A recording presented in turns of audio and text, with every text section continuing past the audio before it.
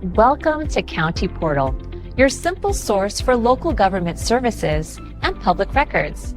Let's get started.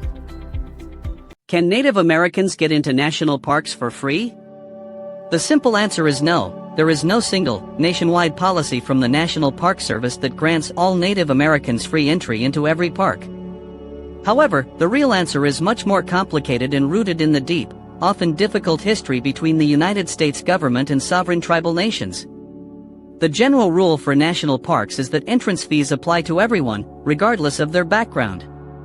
These fees help maintain the parks, pay for staff, and fund conservation projects. Most visitors either pay a per-vehicle fee at the gate or use a pass like the annual America the Beautiful Pass. But this is where the exceptions begin, and they are crucial to understanding the full picture.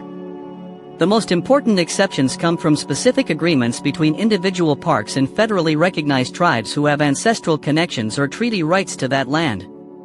These are not blanket policies, they are carefully negotiated on a park-by-park, tribe-by-tribe basis.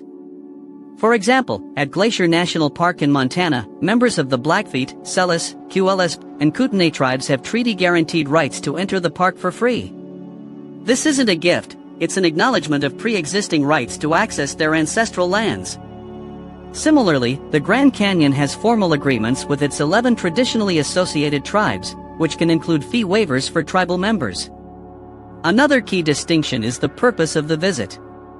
The National Park Service often has provisions that allow tribal members to enter parks without a fee for traditional cultural or religious purposes. This could include conducting ceremonies, visiting sacred sites, or gathering traditional plants and minerals for cultural use. This type of access is very different from a tourist visit and is managed through consultation between park leadership and tribal governments. So, while a Native American tourist from a tribe in Oklahoma might have to pay the entrance fee at Yellowstone, a member of a tribe with ancestral ties to the Yellowstone region might have specific access rights for cultural reasons. It all comes down to the fact that many of our most famous national parks were created on land that was formerly, and in many cases is still considered, the homeland of Native American tribes. The question of access is therefore tied to issues of sovereignty, treaty obligations, and cultural preservation. So, to sum it up, there is no universal free pass for all Native Americans at all national parks. Instead, there is a complex patchwork of specific agreements, treaty rights, and cultural use policies that grant free access to members of certain tribes at specific parks connected to their heritage. Thank you so much for watching. If you found this video informative and want to learn more about topics like this, please consider subscribing to the channel. We'd love to have you as part of our community.